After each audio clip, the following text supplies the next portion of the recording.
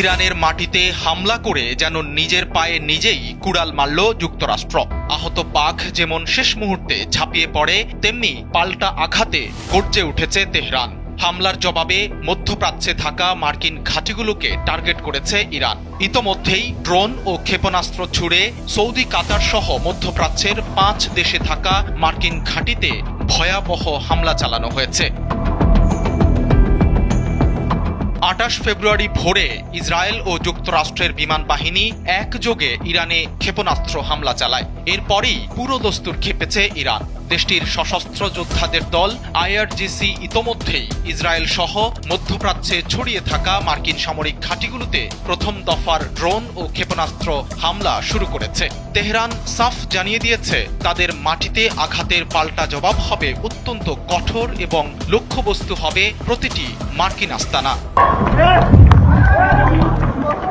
ফরাসি সংবাদ সংস্থা ও ইরানের নিজস্ব গণমাধ্যম বলছে, মধ্যপ্রাচ্যের অন্যতম বৃহৎ মার্কিন ঘাঁটি কাতারের আল উদেইদ, কুয়েতের আল সালেম, সংযুক্ত আরব আমিরাতের আল থাফরা এবং বাহরাইনে অবস্থিত মার্কিন পঞ্চম নৌবহরকে লক্ষ্য করে ইরান বৃষ্টির মতো মিসাইল ছুড়েছে।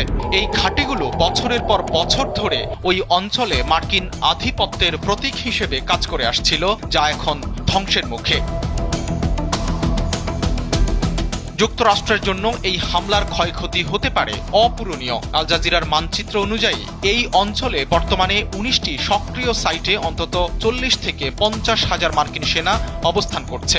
ইরানের নিখুঁত ব্যালিস্টিক ক্ষেপণাস্ত্রগুলো যদি সরাসরি ব্যারাক বা আবাসে আঘাত হানে, তবে দ্বিতীয় বিশ্বযুদ্ধের পর মার্কিন সামরিক ইতিহাসে এটিই হতে পারে সবচেয়ে বড় সৈন্য ক্ষয়ের ঘটনা। বিশেষ করে কাতার ও কুয়েতের মতো ছোট দেশগুলোতে থাকা মার্কিন জনশক্তি এখন আক্ষরিক অর্থেই ডেথ ট্র্যাপ বা মৃত্যু ফাঁদে পরিণত হয়েছে।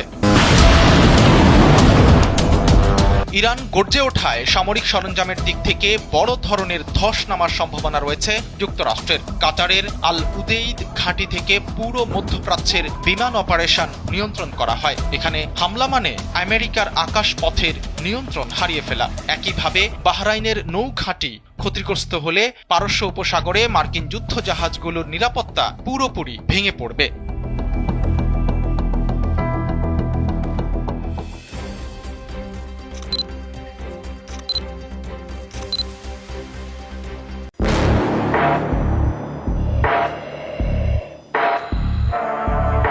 তুরস্কের পর এবার ইরানের পাশে বন্ধু রাশিয়া। আমেরিকা, ইসরায়েল কিংবা অন্য যে কোনো শত্রুকে মাটির সাথে মিশিয়ে দিতে ইরানকে বিধ্বংসী ইস্কান্দার ক্ষেপণাস্ত্র দিয়েছে মস্কো। সম্প্রতি এমন খবর প্রকাশ করেছে বেশ কিছু আন্তর্জাতিক গণমাধ্যম। এর মধ্য দিয়ে যেমন নতুন স্তরে পৌঁছেছে দেশ দুটির সামরিক সম্পর্ক, তেমনি মধ্যপ্রাচ্যের শক্তির ভারসাম্যে নতুন অধ্যায়ের সূচনা করেছে ইরান। অত্যাধুনিক ইস্কান্দার এম মিসাইল সিস্টেম হাতে পাওয়ার পর এখন আরও আত্মবিশ্বাসী ও শক্ত অবস্থানে ইরানি সামরিক বাহিনী। প্রতিরক্ষা বিশ্লেষকদের মতে এই সক্ষমতা ইরানকে শুধু নিরাপদই নয়, আঞ্চলিকভাবেও আরও প্রভাবশালী করে তুলবে।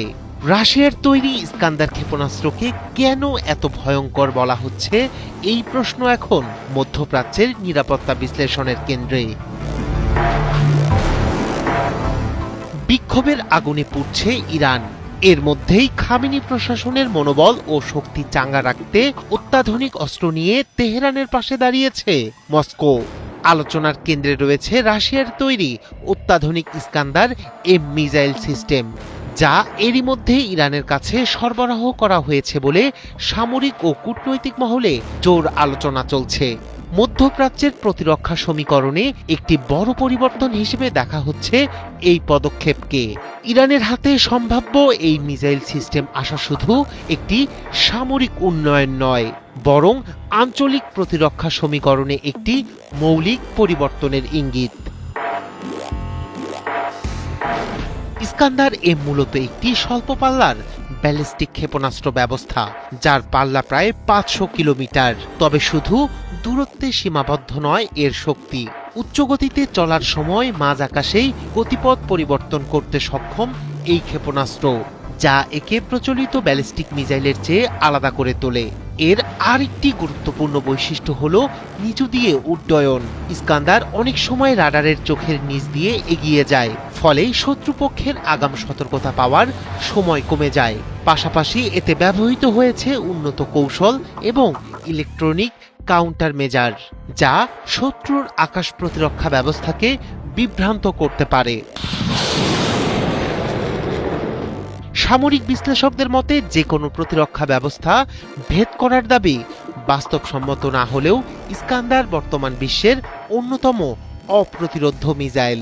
প্যাট্রিয়ট বা আয়রন ডোমের মতো প্রতিরক্ষা ব্যবস্থাকে মোকাবিলায় এটি বড় চ্যালেঞ্জ তৈরি করে, বিশেষ করে একাধিক মিসাইল একসঙ্গে নিক্ষেপ করা হলে। এর সক্ষমতাই ইরানের জন্য বড় কৌশলগত সুবিধা তৈরি করতে পারে। ইস্কান্দার যুক্ত হওয়ার ফলে ইরানের প্রতিরক্ষা ব্যবস্থা আরও শক্ত ও প্রতিরোধমূলক শক্তিতে রূপ নিতে পারে। ফলে এখন আগের চেয়ে অনেক বেশি ঝুঁকিপূর্ণ হয়ে উঠবে ইরানের বিরুদ্ধে সামরিক হামলার পরিকল্পনা। রায়হান কবির শুভ্র, ৭১।